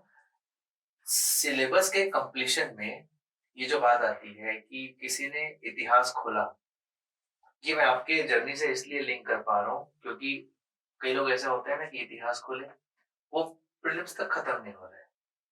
और ये हो सकता है, हाँ, संविधान ओपन किए, वो प्रीलिम्स तक खत्म नहीं हो रहा है क्योंकि वो जाएगा, एक्सटेंड होगा, खत्म नहीं कर पा रहा है, उसी को पढ़े। किस समय पे आप छोड़ना है, आगे बढ़ना है, छोड़ना है, आगे बढ़ना है, या खत्म करना है। सिलेबस खत्म करना क्योंकि इम्पोर्टेंट है, आपने कहा है, वो कैसे डिसाइड होता है कि अब खत्म कर दो इस सब्जेक्ट को? देखिए, अभी 55 डेज बचे हैं, 54 डेज, तो आपको बांटना पड़ेगा कि कौन सा विषय कितने दिन में पूरे करने हैं। जैसे आप संविधान के लिए निर्धारित किए हैं 5 दिन, तो आप 5.5 दिन ले लीजिए, आप 6 दिन ले लीजिए। अगर आप उससे ज्यादा नहीं, आपको करना ही पड़ेगा। जो महत्वपूर्ण टॉपिक है आप उसको पहले करें, और फिर करो या मरो वाली स्थिति करनी पड़ेगी आपको, तब वो पूरा होता है। या फिर नहीं कर पा रहे हैं तो आप टेस्ट सीरीज ज्वाइन करिए, उनके हिसाब से पढ़िए, वो करवा तो देगा। वो फिर आपको दबाव भी रहेगा कि टेस्ट में परफॉर्मेंस करना है और जाके आपको टिक पढ़ना है, तो आप एक बार उसको पूरा करेंगे। एनी हाउ हो हाँ जाना जी, चाहिए, क्योंकि एट लास्ट अगर किसी आदमी का पेपर है वो तो पढ़ के जाता ही है। जी, प्रीलिम्स मान लो उसी समय पे होता उतने ही दिन में, तो वो पूरे सब्जेक्ट को पढ़ के जाता, सिर्फ संविधान को ही नहीं। जी, ये इम्पोर्टेंट है, इस दिन तक आपने को खत्म करना है बिल्कुल, या फिर बिल्कुल। उसका एक्सटेंड करते रहें? बिल्कुल, बिल्कुल। खत्म करना है मतलब 5 दिन आप अगर संविधान को दिए हैं, तो आप 6 दिन में कम से कम कर ही लीजिए। वो नहीं हुआ है तो आप दूसरे सब्जेक्ट में स्विच करिए, क्योंकि बाकी सबको भी करना है। एक दिन में कितने सब्जेक्ट आप पढ़ाई कर सकते मैं हैं? अभी 2 विषय ही पढ़ रहा हूँ, 2 विषय, सुबह गणित, रीजनिंग, फिर भारत का संविधान और भारत का भूगोल पढ़ रहा हूँ। ये खत्म हो जाए फिर छत्तीसगढ़ स्विच करूंगा, उसके साथ भारत का इतिहास शुरू कर दूंगा। राइट। एक सिनेरियो जो मुझे पूरा चीज समझ में आया इस सारी चीजों में, सब्जेक्ट की प्रायोरिटी सेट होनी चाहिए। हाँ बिल्कुल, जो महत्वपूर्ण है उसको पहले करना चाहिए। क्वेश्चंस ट्राई करने चाहिए, आपको क्वेश्चंस ही एग्जाम में रहेंगे। हाँ बिल्कुल, अगर आप पहले सिलेबस पूरी करें उसके बाद क्वेश्चन लगाने बैठे, वो कंप्लीट होना चाहिए। तीसरा, सिली मिस्टेक करने से बैठ, बिल्कुल बिल्कुल, सिली मिस्टेक बिल्कुल नहीं, बिल्कुल नहीं, वो बाहर कर देगा, वो आपको सीधे सीधे बाहर कर देगा। चौथा है, अपना अटेम्प्ट कैसा पेपर है इसके हिसाब से डिसाइड करके रखना चाहिए। बिल्कुल, मतलब पहले से सोच के ना जाएं आप, पहले पर से आप मैक्सिमम की ओर जाएंगे। वहां जब आप पेपर देखते हैं तब आपको ये पता होना चाहिए कि मेरे को मैक्सिमम जाना है और कितना जाना चाहिए। इसको मैं अगर दूसरे वर्ड में कहूँ तो ये है कि जब तक आंसर की चेक ना कर लो तब तक आप रेस में हो, ऐसी स्थिति आपकी होनी चाहिए। हाँ बिल्कुल, है ना। मान लो कोई इंसान 60 अटेम्प्ट किया है, बाहर आता है और चीजें पता चलती है कि सब लोग ये पेपर ऐसा था जिसमें 75 के ऊपर अटेम्प्ट किया जा सकता था, तो वो इंसान तो उसी दिन से अपने आप को बाहर मान लेगा। इसलिए मैक्सिमम, इसीलिए जिस दिन तक आंसर की आए उस दिन तक हम रेस में हो, ये पता रहे। बिल्कुल, यही बात होती है। इसके बाद जब आप मेंस दे रहे हैं तो आपको टेस्ट सीरीज को फॉलो करना बहुत इम्पोर्टेंट होता है। इंटरव्यू में आपको एक बार पढ़ाई बिल्कुल मॉक देनी चाहिए और ये तैयारी होनी चाहिए। कंसिस्टेंसी हमेशा, बिल्कुल निरंतरता हो, धैर्य रखो और कड़ी मेहनत करिए, बारी आएगी आपकी। इसके साथ में जो फैमिली वाले हैं उनका सपोर्ट बहुत आवश्यक है। बिल्कुल बहुत आवश्यक। मेरे विषय में तो उनका ही योगदान है, मेरे घर वालों का, और जो विशिष्ट लोग हैं एक दो उनका, तो ये उनका योगदान है। ये आपका जो शांत नेचर है क्या फैमिली से ही है? हाँ, जेनेटिक ही होगा। मतलब आपके पिताजी बहुत शांत स्वभाव के, शायद यही चीजें हैं जो आप में धैर्य की भावना को लेकर के आता है और इतने समय तक आप टिक पाए और टिक करके आज जो स्थिति है वो है। और ऐसे ही हम उम्मीद भी करते हैं कि इसके आगे भी जो आपका अंतिम लक्ष्य है वहां तक आप निरंतर चलते रहें और एक दिन ऐसा हो कि जब हम यहाँ पे प्रशांत तिवारी जी का स्वागत कर रहे हैं एज अ डीसी, यहाँ पे बैठे हैं डिप्टी कलेक्टर सर हैं, कोशिश तो आपकी है सर, पर हमारा वो होप है कि सर आएंगे और वैसी स्थिति में आएंगे कि एज अ डिप्टी कलेक्टर हम आपका स्वागत कर रहे हैं यहाँ पे। जी बहुत बहुत धन्यवाद सर। Thank you. एक लास्ट आपसे एक सहयोग है कि कोई एक टॉपर का नाम बताइए जिनको आपको ऐसा लगता है, जैसे मेरी अभी प्रसून जी से बात हुई है, उन्होंने आपका नाम लिया था और वो ये कहे थे कि हैं जो कांस्टेबल थे और कांस्टेबल के साथ में तैयारी नहीं हुआ, वो चेंज करके इस फील्ड में आए, तबीयत ठीक नहीं थी, जो आपकी तबीयत ठीक नहीं थी मेंस के समय, वो मेरे को 2 दिन पहले से पता है। और उस लेवल में इतना नंबर लेकर के आना और यहाँ पहुंचना, आप तो अंडर 50 बोले थे ना, वो अंडर 20 प्रेडिक्ट कर, मतलब मैं आप ज्यादा अपने आप को पेश ना करूं। उनका ये था कि अगर आपका तबीयत खराब नहीं होता तो आप अंडर 20 होते, उन्होंने ये साफ साफ कह दिया था। तो ऐसे ही हम ये चाहते हैं कि आप किसी एक ऐसे सेलेक्टेड पर्सन या टॉपर या कोई ऑफिसर अभी होंगे, इनका नाम है जिनकी स्टोरी हम यहाँ पे स्टूडेंट्स को बता पाए। प्रसून जी का तो आप बता ही चुके हैं, उनका काफी इंस्पायरिंग है जी। अब 5वीं रैंक है जो नंदिनी साहब, उनका काफी अच्छा है। 6 बहनें थी वो और एक भाई, और उनके पिताजी का स्वर्गवास भी हो गया था। उनकी जो माता जी है वो उनको लेके पिछले 5 साल से यहाँ है उनकी पढ़ाई के लिए, उनके जर्नी। हाँ बिल्कुल, वो अकेले, मतलब उनके भाई और नंदनी जी और उनकी माता जी यहाँ रहती है। तो उनका मेरे को काफी जी नंदी जी, आपसे विशेष आग्रह है जी प्लीज सर की बात तो रख ही लीजिए, हमारी बात है कि प्लीज आप समय दीजिएगा हमें। बहुत बहुत धन्यवाद सर Thank आपकी you. अवसर देने के लिए। Thank you sir. एक लास्ट में अगर स्टूडेंट्स को कोई आप लाइन कहना चाहें या अपनी कोई बात जिसमें उनको वो बात लग जाए और वो वापस तैयारी करना स्टार्ट कर दें, एक कोई बात। मैं बोलूंगा कि अपने आप पर विश्वास रखें और अपने आप से कहें कि हम भी दरिया हैं, कि हम भी दरिया हैं, हमें भी अपना हुनर मालूम है, जिस तरफ हो चलेंगे रास्ता निकल जाएगा। अपने ऊपर भरोसा रखिए, मेहनत करिए और भगवान के ऊपर भरोसा रखिए, आपका समय जरूर आएगा। All the best. ये जो हम भी दरिया हैं, ये अनुवर्ती नदी का उदाहरण है। बहुत बहुत धन्यवाद thank you sir. So much. CGPSC pre और मेंस क्लियर करने के लिए जो मैंने बुक पढ़ा है उसमें प्री के लिए मुख्यतः संविधान के लिए एम लक्ष्मीकांत है, भारत के भूगोल के लिए महेश कुमार बर्णवाल सर का बुक है, और जो हिस्ट्री है इंडियन हिस्ट्री उसके लिए मैंने दृष्टि क्विक रिवीजन बुक फॉलो किया था। वैसे ही छत्तीसगढ़ के लिए हरिराम पटेल सर की बुक है, पंचायती राज का भी उन्हीं का फॉलो कर सकते हैं। और जो सी सेट है उसके लिए हिंदी भाषा और छत्तीसगढ़ी भाषा के लिए विनय कुमार पाठक सर की बुक फॉलो कर सकते हैं। आपको और बुक की डिटेल अगर चाहिए तो मेरा यूट्यूब चैनल है learn with Prashant M Tiwari, आप उसमें जाकर बुक लिस्ट देख सकते हैं। प्री और मेंस के लिए अलग से उसमें बुक लिस्ट डला हुआ है। मेंटर्स ज्ञान की जो टीम है उनको मैं विगत 2 वर्ष से जान रहा हूँ। ये जो है सीजीपीएससी प्री और मेंस के लिए जो मेंटरिंग का काम करते हैं, तो आप इनके चैनल को भी फॉलो कर सकते हैं। और यहाँ जो नए बच्चे हैं उनको प्री के लिए और मेंस के लिए काफी अच्छी जानकारी सर प्रोवाइड करते हैं। तो आपको अगर प्री और मेंस के लिए भी जानकारी चाहिए तो मेंटर्स ज्ञान से जुड़े और उनका सहायता लें। धन्यवाद।